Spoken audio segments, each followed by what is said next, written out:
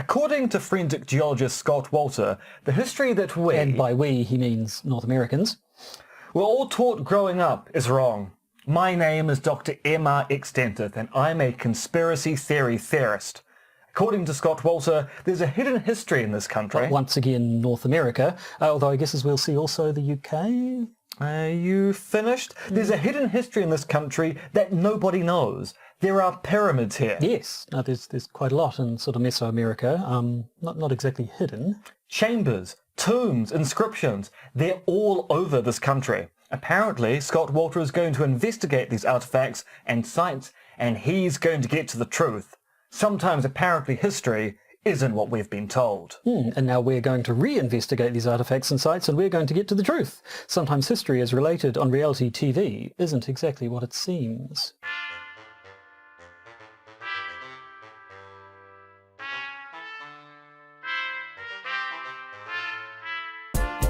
The Podcaster's Guide to the Conspiracy, brought to you today by Josh Addison and Dr. M. Dentith.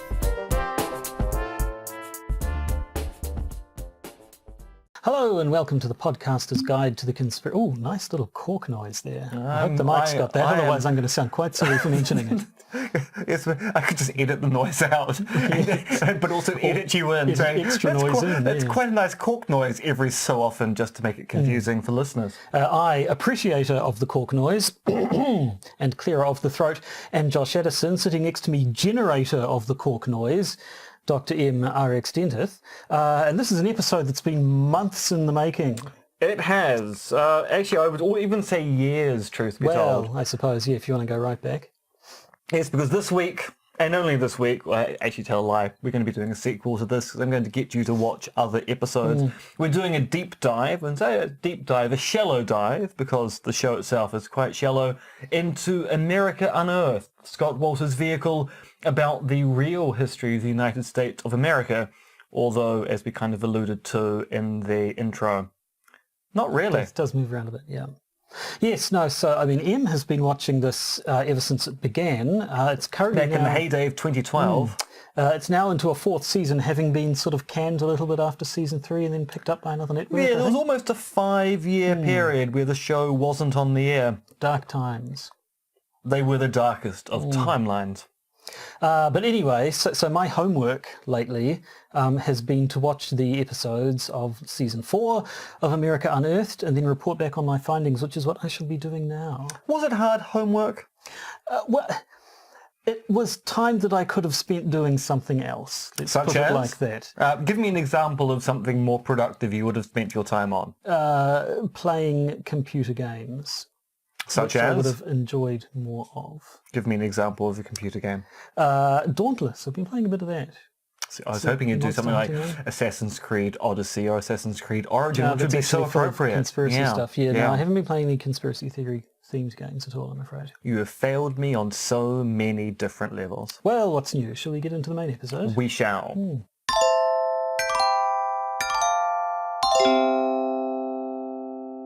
According to Wikipedia, the TV series America Unearthed is hosted by Minnesota-based forensic geologist Scott Wolter, who investigates mysteries and artifacts believed to reveal an alternative history of the North American continent before the United States. However, according to resident America Unearthed expert Dr. M.R.X. Dentith, some relation, the show is a deep dive into claims about how the Knights Templar settled North America. Except it was the Vikings who got there first, possibly the Minoans, and the Freemasons are covering it up. Or they were. Scott Wolter is now a Freemason and seems to say nice things about them, which makes him part of the conspiracy. And there's something about diamonds being a map. Is my nose starting to bleed? I think I can actually feel my brain hemorrhaging.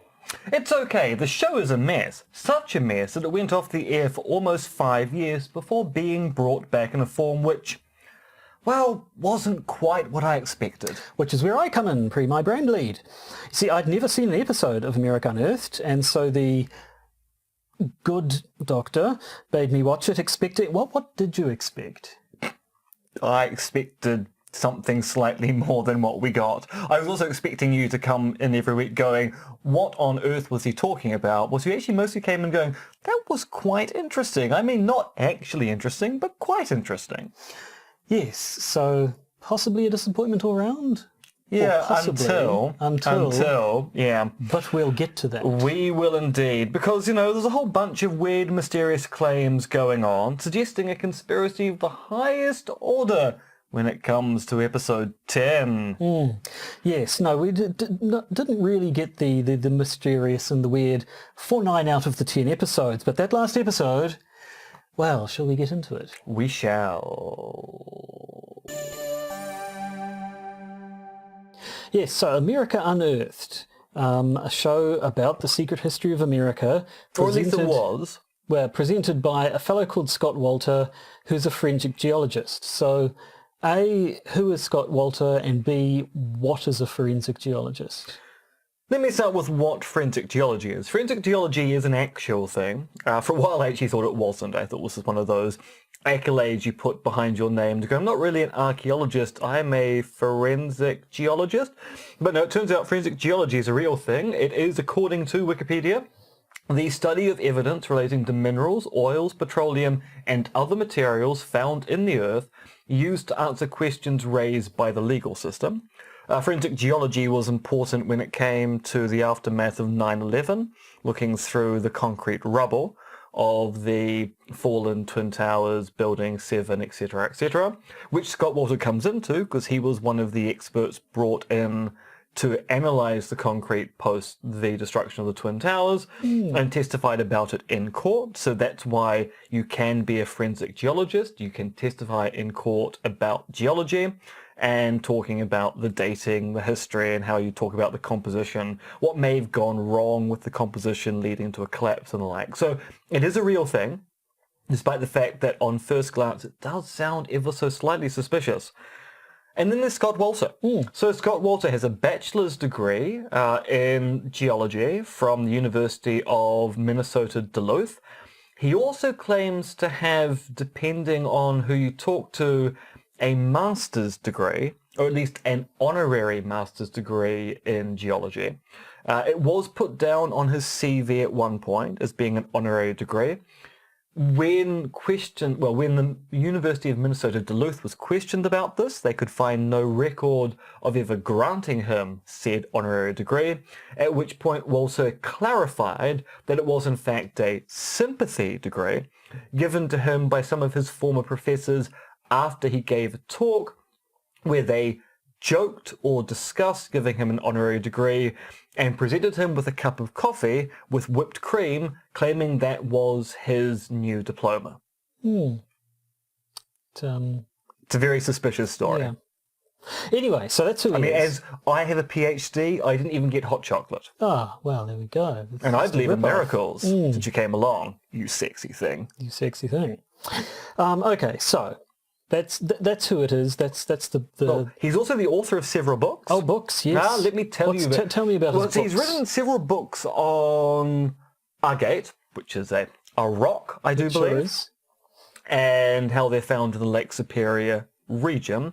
So he appears to be a bit of an expert when it comes to both concrete and Lake Superior agate. And I have to say, in the episodes, he always seems his most confident when he's talking about rocks and stone structures and so on. So that does definitely seem to be It's true. He does appear to be in his element when it comes to rocks. He's also the author of books such as The Kensington Runestone, Compelling New Evidence, The Hooked X, Key to Secret History of America, and From Akhenaten to the Founding Fathers, The Mysteries of the Hooked X.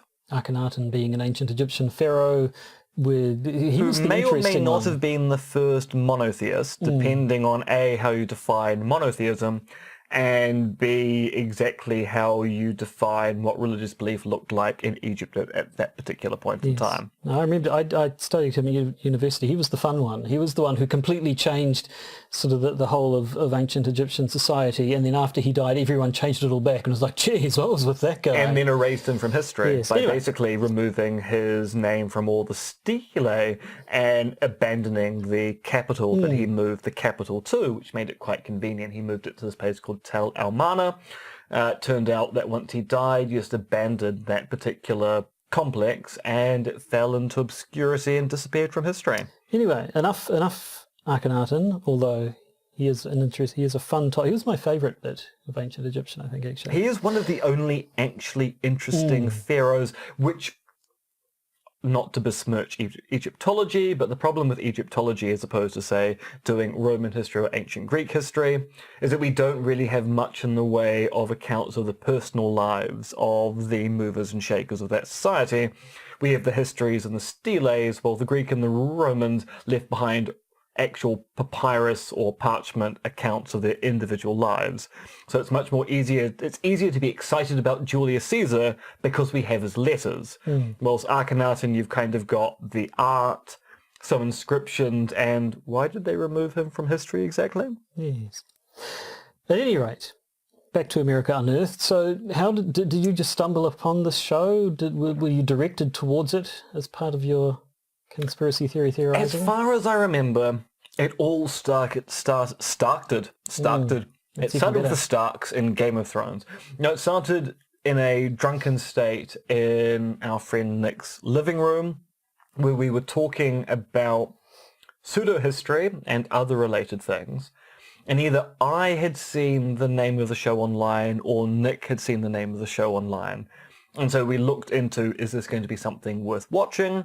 And it turned out it was, and what a delight it was, because from the very first episode of Season 1, Scott Wolter is alleging that there is a large-scale academic conspiracy to hide the true history of the United States.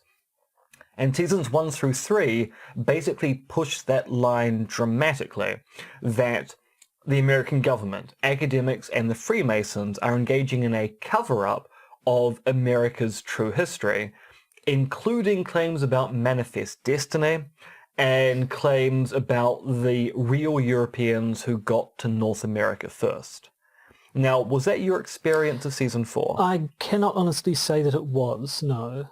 There's very little in the way of actual conspiracy theorizing in the show that I saw. There was a lot of, this is stuff people don't know about, either because it's, sort of too obscure, too hidden, or it's just something people have forgotten about. But there was never really much talk of the fact that it's being actively hidden from the world at large. Yes, well, it's very disappointing. The Smithsonian gets virtually no room in the episode at all, because often he would claim can't say Smithsonian? Having a day of speech disfluency, which doesn't really help.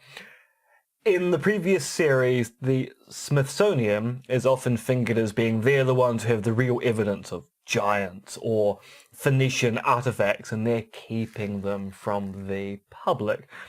Virtually doesn't come up at all. No. In fact, actually, he's quite glowing towards any academic institution that will have him in this particular season. There's the one that wouldn't let him take something off and get it tested.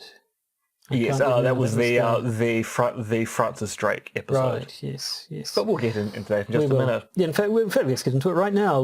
We'll have a run through. So there are 10 episodes in Season 4, and as we have alluded to, the first 9, or at least 10 is where it gets to the good stuff. So maybe just a quick whistle-stop tour of the preceding 9 episodes. Episode 1 is called Vikings in the Desert. And he looks at these Viking artifacts that are found in the desert in the middle of America and says, is this proof that, obviously these days it's well accepted that Vikings did make it to the east coast of America, founded a small settlement, but didn't last long there and buggered off back to Viking land. But this is right in the middle. So is this evidence that Vikings made it all the way into the center of America, possibly by sailing across the Atlantic Ocean, around Canada, all the way around, like through the Arctic Circle, right around the top of North America, right back down the other side, and then up a whole bunch of rivers to end up in the middle of America. The conclusion, basically, they take these artifacts off, they get them looked at by experts and so on, travels off overseas, I think, to get somebody to look at them. And the conclusion is, well, yes, they do seem to be authentic Viking artifacts, but who the hell knows how they got there? Could have got there, someone could have just brought them over and happened to have lost them there. It doesn't actually prove that Vikings took a ship. That was the episode and I do remember this coming up on Twitter when you were occasionally posting your little updates as you watch things. There's one section, supposedly they were found in the ruins of an old Viking longboat in the middle of the desert. And they go through property records and so on and figure out where it was originally reported to have been, work out where that land is now, work out who owns that land now, go to the owner of the land and say, hey, we think there could be something buried under here. Do you mind if we do a bit of digging? And the guy says, okay. They go in with I can't remember what it was. Was it a metal detector or a seismic thingamajigger? They find something down there and go, oh, look, there could be some important historical artifacts buried down there. Bring in the backhoe. And they just start... A giant backhoe, which digs into the ground with absolutely no finesse. Yes, and fortunately it turned out there was not an ancient Viking ship under there. It was... In fact, it turns out that probably what set off the detector was both a bar of iron in the ground and overhead power lines. Anyway, so that's episode 1. Episode 2 was all about alien artifacts. Yeah, and this is what I call the you're not a credulous git Mr. Pepperdine episode. That's a reference to Fry and Laurie there. And that this is the episode that shows that Scott Wolter isn't a credulous fool. Well, yes, he starts off with a guy brings him some tablets that are inscribed with alienish looking things, and they appear to be very, very old. And so he has a look around a bunch of related things. He goes to a cave in Peru where there are all these carvings that appear to show extraterrestrials and spacemen and chariots of the gods type stuff. And so he looks at them and straight away says, "Oh, sorry guys, these are fake. The inscription, the etchings, the lines are much too recent. These aren't ancient carvings. They've just been made more recently." So it is interesting though that he doesn't claim that the people who took him to the cave engaged in the faking. No. Which, I don't know about you, but that all kind of smelt like a setup in both directions. Can we find some people who are producing fake artifacts for Scott to go and look at and say they're fake, but also ensure that they appear on camera by not accusing them of doing the faking, even though they're the most likely suspects? Yes. So on the other hand, possibly you're in the middle of the jungle in Peru, surrounded by locals and maybe a small camera crew of your own. Maybe you don't want to piss these people off by accusing them of being fraudsters to their face. That's true. In a location where you could probably disappear permanently. And so the conclusion there, the artifacts that kicked it off, it's all just a little bit airy-fairy, and he reckons he got the artifacts tested and they appear to be impossibly old. They appear to be thousands too old. The glue apparently is impossibly old. There's no way you could fake having organic matter that old in glue ipso facto. The glue that's binding things to the artifact indicates they are incredibly ancient. And as several archaeologists online said after that episode, it's quite easy to get old organic matter to then put into glue so that glue appears to be old when you test it.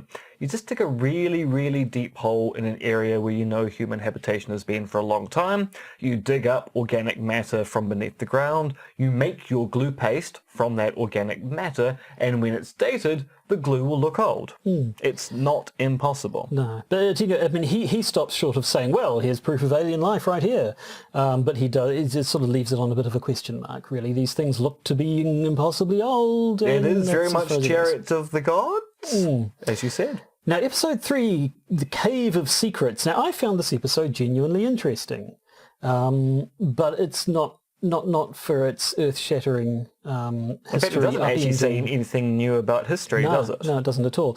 Basically, this fella in Pennsylvania says, hey, I've got this cave on my property, which I stumbled upon when I was a lad, and it has mysterious carvings and markings and stuff inside it. Do you want to come check it out? So he has a look at this cave. Which is now flooded. Unfortunately, is now flooded, yep, but he sends him a little drone submersible thing and then sends in some actual cave divers, and has a bunch of fun poking around there and finds a bunch of carvings and some things down there. And it's in one bit that did appear quite staged. They sort of they hit a dead end. They can't investigate anymore into the cave because of the flooding. And then the guy who invited him says, "Oh, by the way, I forgot to mention the other day, I also found this badge around the same time in that area when I first discovered the thing, and it's the badge of some sort of quasi-Masonic order." And they look through the records and find out that the leader of that order was the former owner of the house. So it appears that cave had been used in the rituals of this sort of Mason-ish secret society that was in the area at the time. Which then somehow goes into the Underground Railway. Well, yes, again, they've taken that story as far as they can, and then they're like, but he keeps coming back to these initials that appear to have been carved in the walls, and they can't find anyone involved in that secret society that had those initials, so maybe who else, what could it have been? And where they are in Pennsylvania is where the Underground Railroad went through. It makes it sound like it's an actual railroad, but and so basically they do a bunch of investigating. So it's entirely possible that this cave could have been used to shelter runaway slaves who were being taken to free states as part of the Underground Railroad. And he goes and finds the descendant of a freed slave who wrote a sort of chronicle of people who went through the Underground Railroad, who now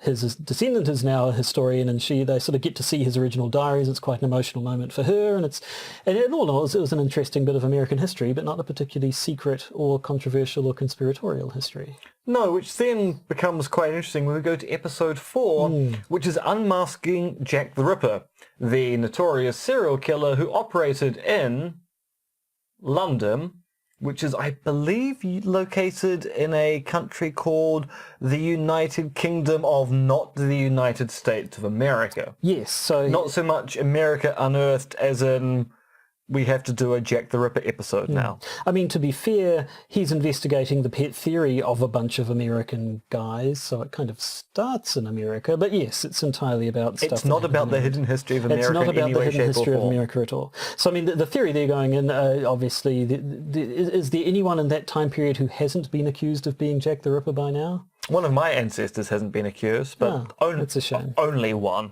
All the others must be an oversight. Yeah. So in this particular case, their theory is that Jack the Ripper was actually famous author Sir Arthur Conan Doyle, creator of Sherlock Holmes. And what else did he write? Was Sherlock Holmes his only thing? So he also wrote the Professor Challenger stories, which are, so The Lost World is a Professor Challenger story. He was also fairly famous at the time for writing historical romances, which in that sense is about knights doing daring deeds. But they basically haven't survived because they weren't very well written. They were kind of overwritten. Whilst it turned out his more pulpy fiction he wrote for The Strand, like the Sherlock Holmes stories and the Professor Challenger stories, were written in a kind of pulpy, fast-paced manner. And those stories turn out to have stood the test of history. Well, the stuff he actually thought was important turns out not to have done. At least when it comes to fiction. There's also the whole Cottingling fairies thing, which he was involved in, but that's another matter entirely. Story entirely. Yes, so I mean, Arthur Conan Doyle was a Freemason, and so they get to talk about Masons a lot and Masonic rituals and all that sort of stuff, and he was a trained doctor as well. He was, yes. And so then Scott Wolter's chopping up a fake cadaver as opposed to an actual cadaver. Yeah. Okay, so here I am emulating the Ripper murders by actually chopping up a human being to see how hard it would be. So that's the budget. So he does get to disembowel a practice cadaver. Unfortunately, it's a male one. So when he's like, because there's some of the victims like had their ovaries removed and what have you, and he's like, well, this is more or less where ovaries about are. So if this were a woman, this would be anyway. And in the end, as is becoming something of a theme, it ends up fairly inconclusive. They don't prove that Arthur Conan Doyle was the Jack the Ripper, but I guess they don't prove that he wasn't. No, but it does have the best line in the entire series, and we're going to play you a clip of that right now. If he was the Ripper, in his mind he was done, so he checked out of Masonry and checked into murder. It doesn't actually get better than that, does it? No, it really doesn't. I mean, that's basically the pinnacle the show That is is gold. ever going to hit. Anyway, so we move on. Episode 5, Phoenicians in America, which is kind of like the Vikings in America one. Again, they found some artifacts that appear to be Phoenician artifacts in the middle of America. Does this mean that the Phoenicians managed to get all the way across to America? So he looks into this theory, and a large part of it seems to be based on an ancient map from the time period that has these little islands off the coast of Africa, and some people for some reason think that those aren't actually islands off the coast of Africa. They're the Canary Islands, I believe. I think people think they're Canaries, but then they're like, some people suggest maybe they're actually these islands on the other side of the Atlantic Ocean. In the Caribbean. It's just because the cartographer has no sense of scale that looks like they're right next to Africa. And Ignoring the fact there are some islands off the coast of Africa that these islands would actually match quite closely. So yeah, there's a look into that. I understand he meant the Minoans come up. I understand. Yeah, so they've back been in season seasons. 1, he does an episode about how he thinks that the bronze that the Minoans based their civilization upon comes from North America. Right. Because there's this rather errant claim that the amount of bronze attributed to the Minoans can't be sourced from the Mediterranean. It turns out that that's probably not correct. It's probably also more likely that they sourced their bronze from the Mediterranean than found North America. Yeah. And then engaged in a very elaborate sea trade of bringing bronze all the way back to Crete. Now, I have to admit, I can't even remember how this episode finished. That's how little an impact it had on me. Was this the one where it turned out the artifacts weren't genuine? Yes, that's the one I where, remembered there was one. where the grandmother may have been mistaken about the Phoenician nature of the lettering on the artifacts in question, because linguists went, yeah, that's not Phoenician. Right. But Scott still finds evidence that maybe the Phoenicians were in America, just not with that evidence. Now, episode 6, The Spy Who Saved America. Once again, not actually hidden history, just more historical question of... It's not, there are no lies, there's no misinformation. It's a case of we don't know who a certain member of the Culper spy ring was. And this episode is an investigation to 3 candidates who may have been the mysterious Culper spy ring. Probably was fairly spry. Spy ring member operating outside of New York.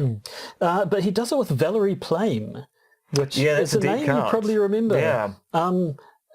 She was she got booted out, didn't she? She had to resign. What was the deal with her again? Because they don't go into her, they sort of say, hey, you've heard her name, but they didn't quite go into the... So she, from memory, is involved in the whole enhanced interrogation thing and the exposure of what was happening under George W. Bush's regime in the US, and kind of got ostracized by the intelligence community from memory. I'm actually going from memory on this. So basically was the fall person for that particular story. And yes, they don't mention that at all. No. They just mention that she's an expert when it comes to spies because she's a former spy. Yep.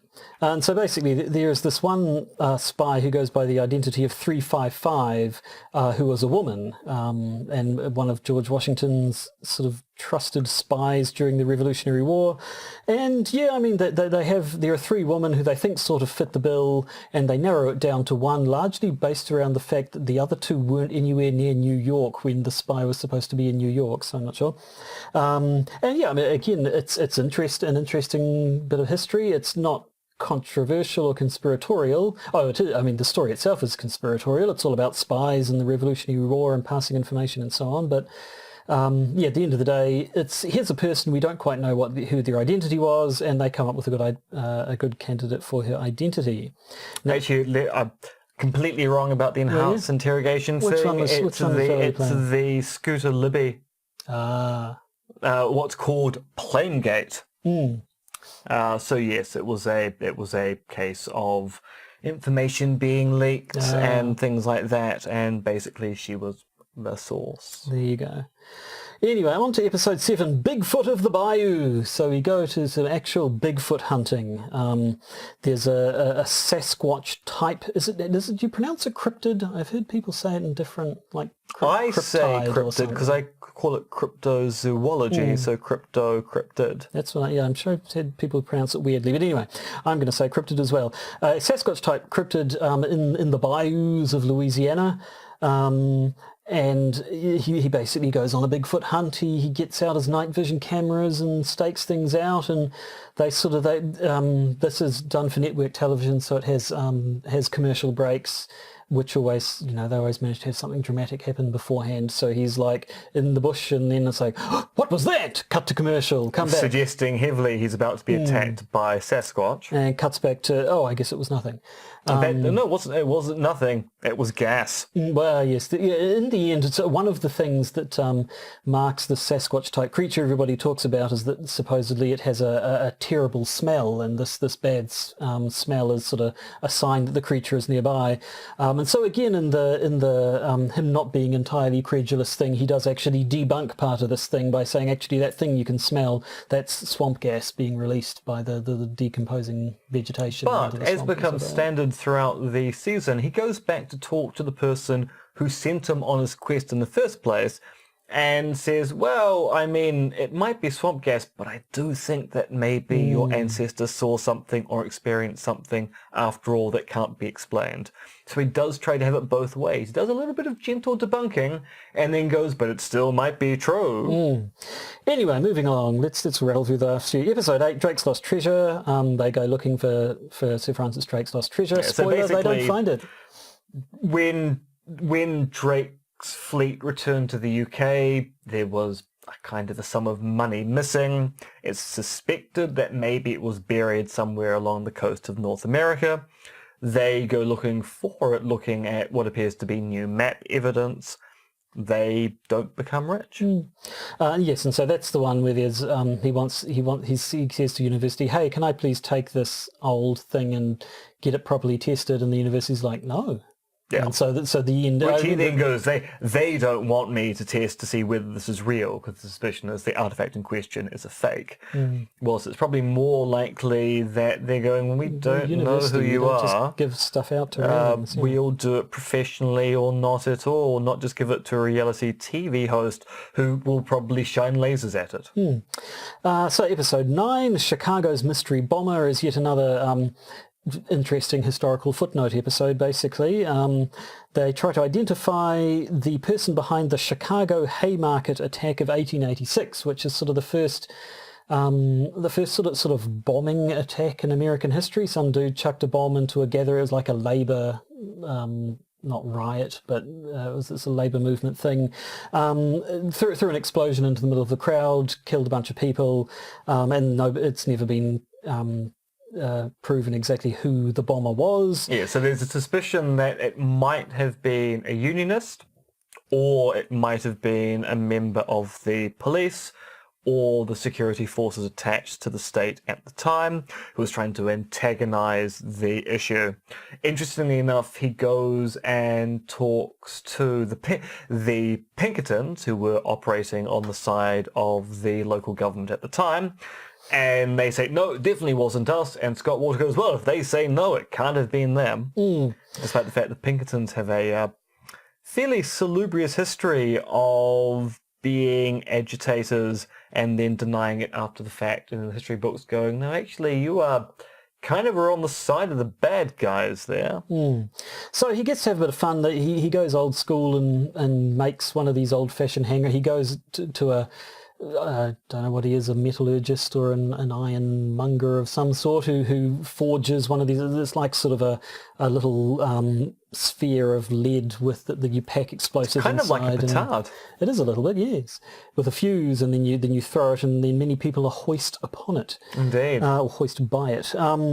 Scott Wolter was almost hoisted by his own petard, you're saying? Well, he pretty well. He could have been. He could have been if he'd been standing a bit closer. Or if the fuse had been wrong.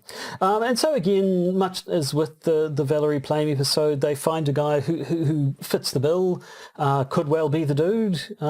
Interesting historical footnote, not particularly conspiratorial or mysterious. No.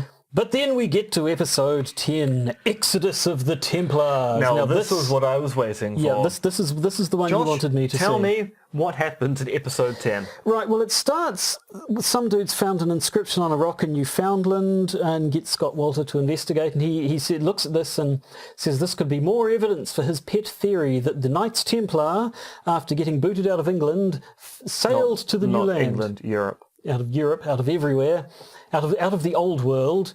Well, they ended up in Scotland, didn't they? Or is that what he claimed? Right. At any rate, got booted out of the old world, came to the new world with all their riches and treasures and mysterious artifacts. He claims they possibly had the Holy Grail, they possibly had the Ark of the Covenant, they possibly had documentary proof of secrets that the church doesn't want you to know, including the existence of Jesus's children. Well, the old bloodline, eh? And so I understand this has been the overriding, the common thread throughout the previous 3 seasons. Now, before we go into exactly what this is meant to mean, did this episode make any sense to you at all? I could understand the claims he was making, couldn't really get a handle on how the things he was looking at provided evidence for those claims. In particular, so he has this inscription, was it an actual hooked X, or there was another symbol on it that he thought that was a Templary sort of a symbol. He does his whole geologist thing. At first he looks at it and says, oh, actually, I think that, I think this might not be legit because that doesn't look nearly weathered enough to be old enough, but then he goes and inspects it with his microscope, which appeared to be a special lens stuck on the end of a cell phone camera, but and says, and then is surprised to see the rock is actually a lot, the kind of rock is a lot harder than he thought it was, which means you wouldn't expect to see nearly as much weathering, so it could be legit, and blah, blah, blah. Anyway, then he goes to Scotland. And there's a castle in Scotland where apparently the Templars were, and there's a carving on the wall. A chapel. A chapel, an old stone building. That's a castle in my books. And there's inscriptions on the wall, including this one that has sort of 4 diamond shapes on top of each other with another little symbol below, and then a sort of a 5-pointy sort of pentagrammy star, which he claims is a treasure map, and that's where I was like, hang on, what? He claims that these diamond shapes are coordinates. Each one is a coordinate. I think actually, it was... they're latitudes. Yeah, I think it was... Because he did talk about earlier, the Knights Templar supposedly had a thing where they'd stake out a square and sort of run twine around it, and then at a certain time of day they'd see that the square would cast a diamond-shaped shadow.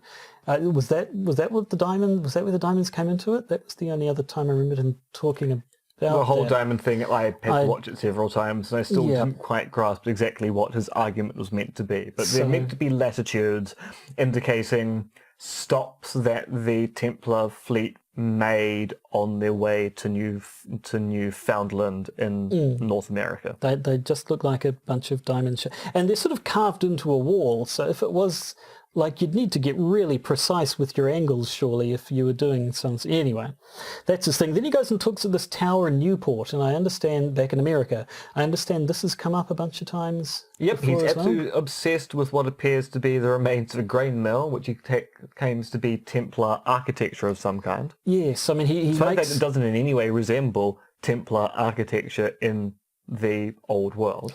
He makes a great sort of mention of the fact that there's like an archway and the cornerstone is not in the centre where a cornerstone would normally be, it's off to the side, and so therefore that's supposedly highly significant, and there's a window in it that the sun shines through at a right time, possibly Venus, I can't remember, Venus comes up a few times as well.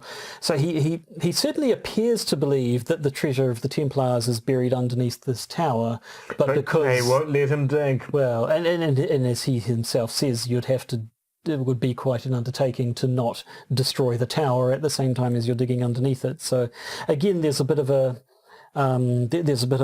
sigh. One day maybe we'll get into this. He gets his pet archaeologist too, doesn't he? This dude who used to be a baseball player and is now an archaeologist. So he was a little bit famous beforehand or something. Yeah, so he's appeared in previous seasons as well. And yeah, I mean, there was a lot of...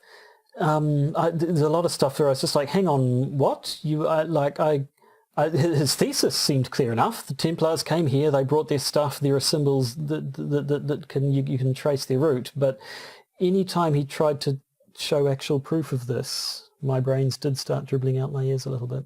I particularly liked the bit, though, he looks at one inscription. I can't remember if it's a Newfoundland one or a different one.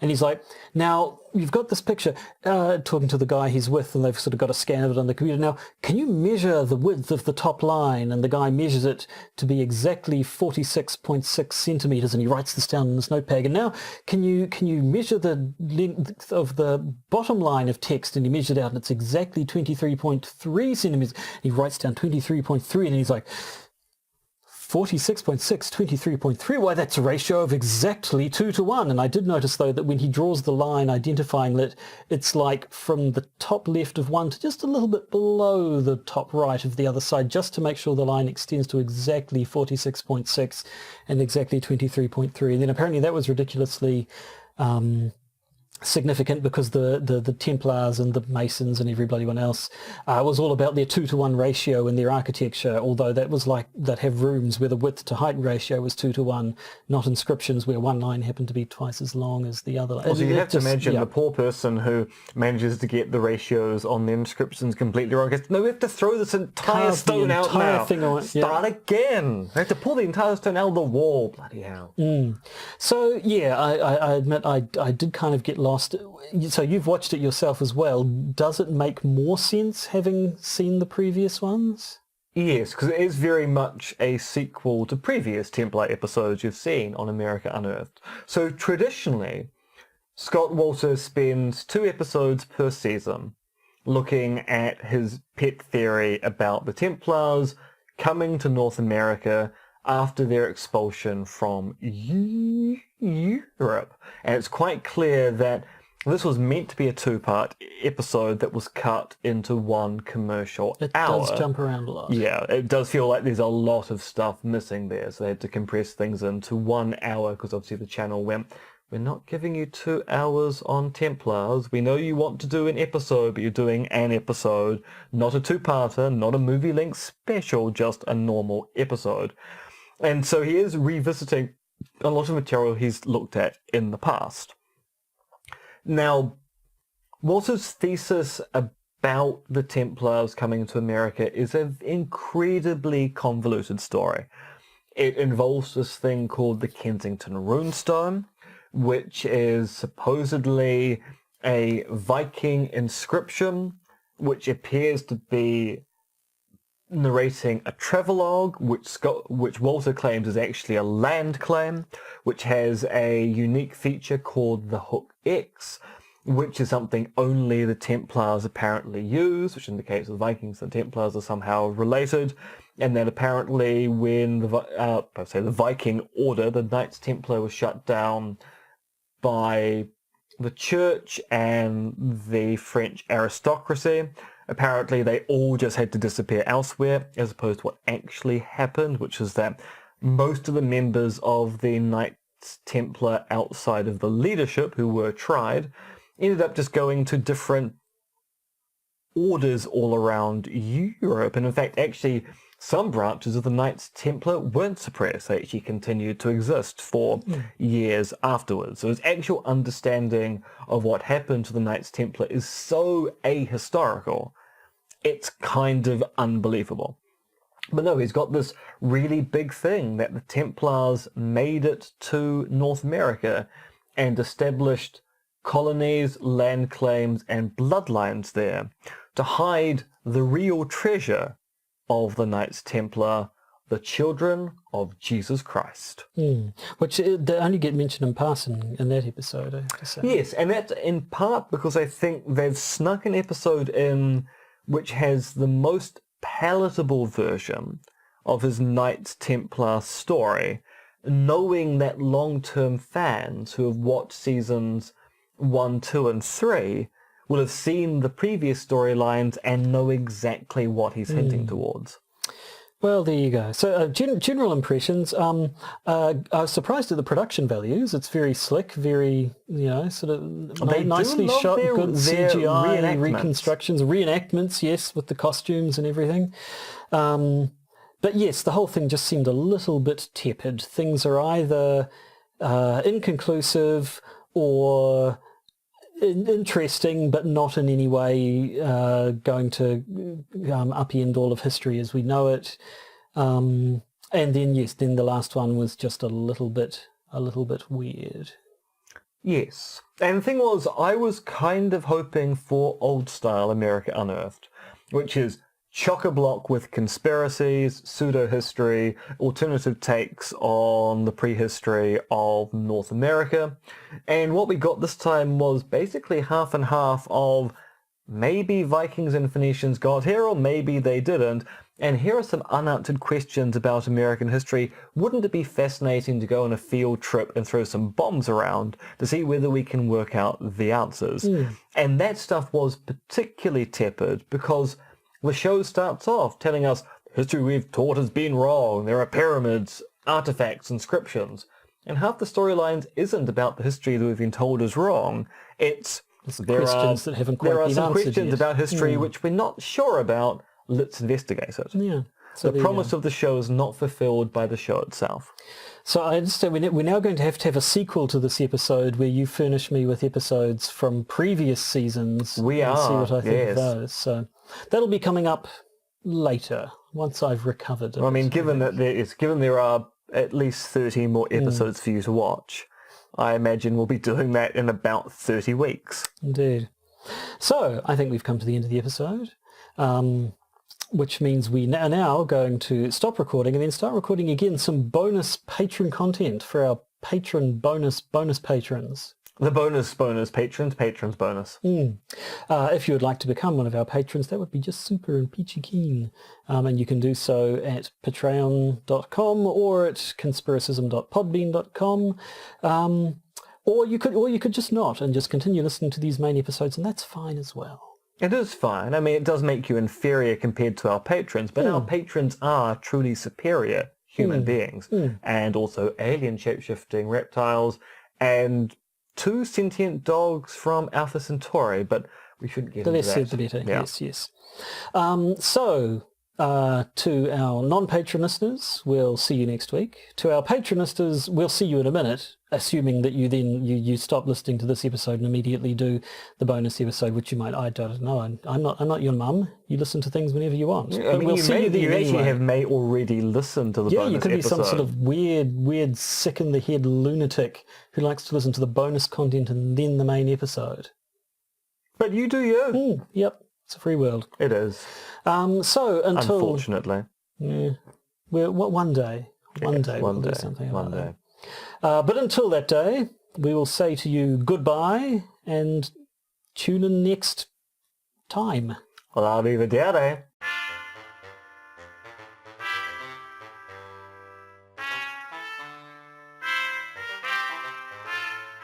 You've been listening to the Podcaster's Guide to the Conspiracy, starring Josh Addison and Dr. MRX Dentith, which is written, researched, recorded, and produced by Josh and M. You can support the podcast by becoming a patron via its Podbean or Patreon campaigns. And if you need to get in contact with either Josh or M, you can email them at podcastconspiracy@gmail.com or check their Twitter accounts, Monkey Fluids and Conspiracism.